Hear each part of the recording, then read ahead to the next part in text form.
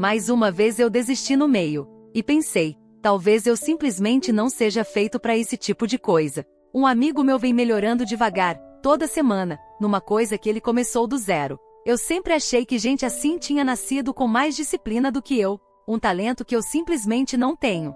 Mas aí comecei a me perguntar, será que é mesmo sobre talento, ou sobre outra coisa que eu não estou vendo? Foi pesquisando sobre isso que encontrei duas ideias que mudaram como eu penso sobre mudança de vida. A primeira é a mentalidade de crescimento, estudada por Carol Dweck, acreditar que a habilidade se desenvolve com esforço, não que já vem pronta. A segunda é que hábito se constrói com repetições pequenas, não com força de vontade sozinha. Em vez de tentar mudar tudo de uma vez, comecei com uma ação pequena, todo santo dia. Não virei outra pessoa da noite pro dia. Mas descobri que dá para treinar aquilo que eu achava que só alguns tinham de nascença.